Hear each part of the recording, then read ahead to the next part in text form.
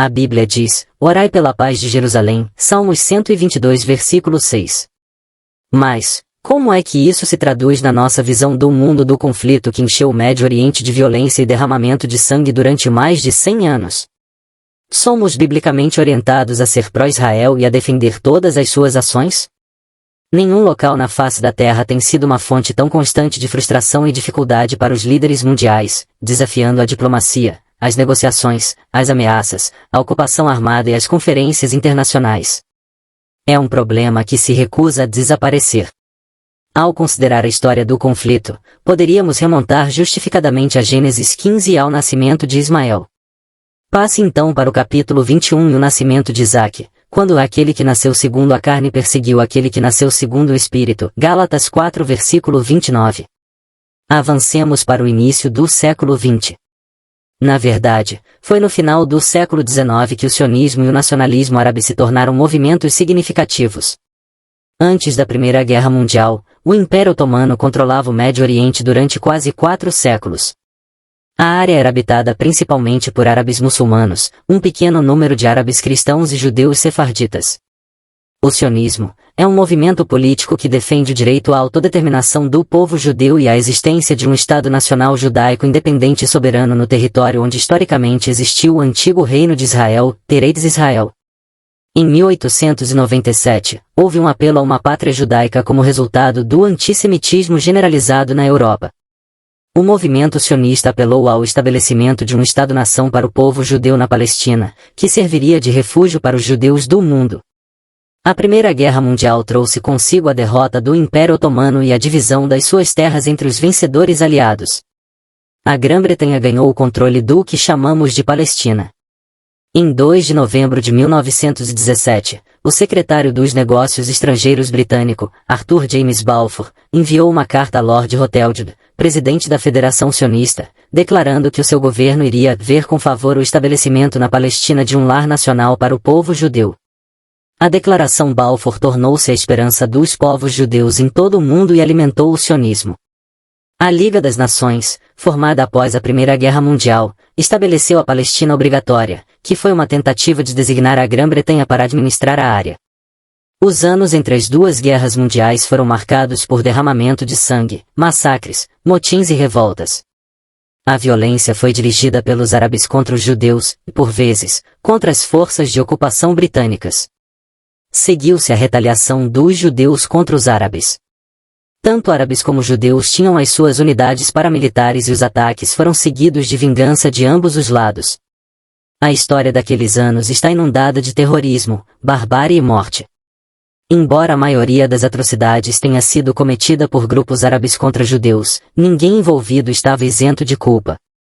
A tensão e a hostilidade entre árabes e judeus continuaram até a Segunda Guerra Mundial, influenciando a lealdade para com os aliados ou as potências do eixo. A Segunda Guerra Mundial e o Holocausto trouxeram o antissemitismo à força para a consciência mundial. A simpatia virtual mundial e a culpa de muitas nações pelo fracasso em intervir e resgatar os judeus das câmaras de gás da Alemanha nazista levaram a um clima em que os anseios do povo judeu por uma pátria foram reconhecidos. A morte de 6 milhões de judeus foi uma culpa coletiva que pesava nas consciências das nações da Europa Ocidental, bem como na América do Norte. Durante a guerra, a imigração para a Palestina por judeus que fugiam da Europa nazista foi proibida pela Grã-Bretanha. Outras nações também não permitiram a entrada de refugiados nas suas costas, devolvendo-os por vezes à morte certa na Europa. Veja, por exemplo, a viagem do MS Saint-Louis, e o destino dos seus 908 refugiados judeus. Em 29 de novembro de 1947, a Assembleia Geral das Nações Unidas votou 33-13, com 10 abstenções, a favor de um plano de partição que criou o Estado de Israel. Assim nasceu o Estado de Israel e, com ele, a declaração de guerra das nações árabes vizinhas a Israel. O mundo assistiu com espanto como um grupo de israelitas, em menor número e mal equipados, foi capaz de superar a força combinada do formidável inimigo. Não havia dúvida de que Deus havia intervindo para ajudar. À parte, para qualquer um que queira investigar o assunto, a decisão dos Estados Unidos de reconhecer o governo de Israel como uma entidade foi determinada pela amizade do presidente Truman com um judeu e pela sua consciência das promessas da Bíblia a Abraão. Uma compreensão do Holocausto não só ajuda a explicar a forma como Israel alcançou a condição de Estado, mas também lança luz sobre a sua obsessão pela segurança e a sua desconfiança em relação a outras nações. Quase 2000 anos de antissemitismo, que culminaram no Holocausto, fizeram da segurança a sua principal prioridade. Ainda está para amanhecer o dia em que a segurança da nação será o próprio Senhor, porque eu, diz o Senhor, serei para ela um muro de fogo ao redor, e serei a glória no meio delas. Zacarias 2:05. A criação do Estado de Israel levou ao aumento da hostilidade. As alegações dos árabes, na sua maioria justificáveis, eram de que muitos árabes, tanto cristãos nominais como muçulmanos, perderam as suas casas, propriedades e negócios, sem qualquer compensação. Isso alimentou a raiva e polarizou ambos os lados. Milhares tornaram-se refugiados durante o período de 1948 e 1949. A Guerra de 1948 e 1949 foi seguida pelas guerras de 1956 e 1967. Em ambas, Israel foi vitorioso. Mas foi a Guerra de Outubro de 1973, a Guerra do Yom Kippur, que teve efeitos muito além da vitória da batalha. Os evangélicos em muitas partes do Ocidente convenceram-se de que a nação que havia sobrevivido só o fizera porque Deus estava estabelecendo a luz do fim dos tempos e dos acontecimentos proféticos. Assim nasceu o sionismo cristão. Alimentados por uma visão pré-milenista e dispensacionalista das Escrituras, os crentes entenderam melhor as profecias, prevendo o tempo do arrebatamento antes da tribulação e o calendário de Deus com Israel. Israel estava de volta à terra e estava lá por direito divino, cumprindo a promessa de Deus a Abraão. Como consequência, tudo o que Israel fez foi justificado.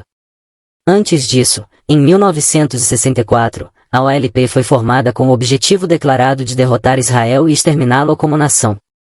Ao mesmo tempo, havia árabes cristãos nominais, muçulmanos e judeus messiânicos habitando a terra de Israel. Agora o movimento cristão sionista entrou em cena. Os judeus viam a sua nacionalidade como um direito soberano, os sionistas cristãos saudaram a nação de Israel como cumprimento de Deus das suas promessas a Abraão.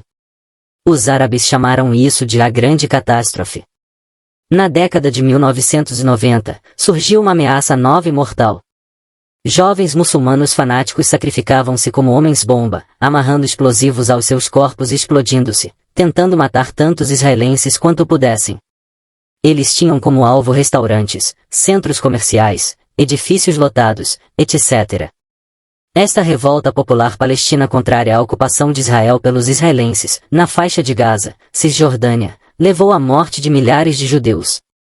As represálias de Israel foram, por vezes, severas e brutais.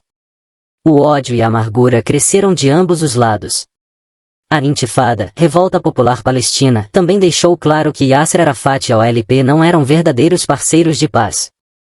Para proteger os seus cidadãos do ataque virtualmente imparável perpetrado por homens-bomba, foram construídos muros e postos de controle, e o movimento foi restringido entre a Cisjordânia e outras partes de Israel. Hoje enfrentamos a questão da construção de colonatos israelitas que têm o desfavor de alguns líderes ocidentais, mas que contam com o apoio do sionismo cristão e da ala direita do espectro político. A isto acrescentasse a crescente ameaça dos muçulmanos fanáticos, que consideram todos os não-muçulmanos como infiéis que devem ser exterminados. Israel é a única democracia no Médio Oriente. Tem sido o único aliado constante do Ocidente desde o seu nascimento em 1948. Não podemos avaliar as suas ações, uma vez que não vivemos com a mesma ameaça constante à nossa nação ou às nossas vidas. Poucos de nós, se é que algum de nós, tem um histórico de familiares que foram embarcados em trens enviados para Auschwitz. Não perdemos pais, filhos, cônjuges em atentados suicidas sem sentido enquanto comiam num restaurante ou faziam compras num centro comercial. Não andamos pelas ruas examinando a multidão em busca de quem possa ser um assassino. Embora isso não justifique ações injustas, ajuda a explicar algumas das políticas que têm estado em desacordo com o que consideramos justo e equitativo. No entanto, uma amizade, seja ela uma nação ou uma pessoa, não exige que procuremos justificar todas as suas ações e a sua beligerância, disposição de uma nação em estado de guerra com outra. Dois grandes perigos enfrentam os crentes na devoção muitas vezes equivocada a tudo que é israelense. As ações da nação nem sempre foram justas. O próprio governo não tem a pretensão de ser sempre justo. Em segundo lugar, e talvez o maior perigo que enfrentamos, é tornarmos-nos profetas e presumirmos, até mesmo afirmarmos, que Israel está de volta à terra para ficar. Pode ser. Mas não haveria nenhum compromisso das Escrituras relativamente ao futuro de Israel se este fosse derrotado numa guerra. Certamente não queremos que isso aconteça. Mas isso não contradiria as Escrituras e a sua promessa de um futuro para a nação. Atualmente eles têm a terra sem o Senhor. A intenção de Deus é que, através da sua ligação com o Senhor, a semente de Abraão, eles desfrutem da terra. Atualmente, eles estão de volta à terra, mas estão lá na incredulidade. Eles se orgulham de sua inteligência, armamentos e habilidades superiores. Eles atribuem suas vitórias e existência a si mesmos e não a Deus. Embora Israel precise estar de volta à terra para que o tratado seja assinado com a besta, Daniel 9 versículo 27, não há garantia de que esse retorno será aquele previsto nas Escrituras. Quanto ao retorno final, será pela reunião do Senhor dos seus excluídos, que virão a Sião com cânticos e serão um povo crente, Isaías 35 versículo 10. Escritores populares bem-intencionados fizeram previsões sobre o momento do arrebatamento com base na suposição de que esta geração é o arauto do fim dos tempos. Somos sábios em esperar a vinda do Senhor a qualquer momento para o arrebatamento, não somos sábios em acertar nossos relógios de acordo com a nacionalidade e a existência de Israel. As promessas de Deus a Abraão e Davi serão cumpridas. Aquele que é filho de Davi e filho de Abraão garantirá isso, Mateus 1 versículo 1. A esperança da nação será cumprida. Nem o propósito de Deus para a nação, nem suas promessas para ela jamais falharão. Abraão recebeu a garantia da terra e da linhagem. Foi prometido a Davi uma linhagem para sucedê-lo no trono. O parente redentor realizará tudo. Ainda está para amanhecer, um dia que parece quase incrível para a nossa imaginação, em que todas as nações que vieram contra Jerusalém subirão de ano em ano para adorar o Senhor dos Exércitos e para celebrar a festa do tabernáculo. Zacarias 14 versículo 16. E Jerusalém será habitada com segurança. Versículo 11. Deus terá seu povo terreno como sua esposa, Oséias 2 horas e 16 minutos, e Jerusalém será a cabeça das nações, Jeremias 3 versículo 17, Zacarias 8 versículo 22. Deus não abandonou seu povo Israel, Romanos 11 versículos 1 e 2. Ó, profundidade das riquezas, tanto da sabedoria quanto do conhecimento de Deus. Quão insondáveis são os seus julgamentos e os seus caminhos inescrutáveis. Porque dele, e por meio dele, e para ele, são todas as coisas, a quem seja a glória para sempre. Amém. Romanos 11 versículo 33 a 36.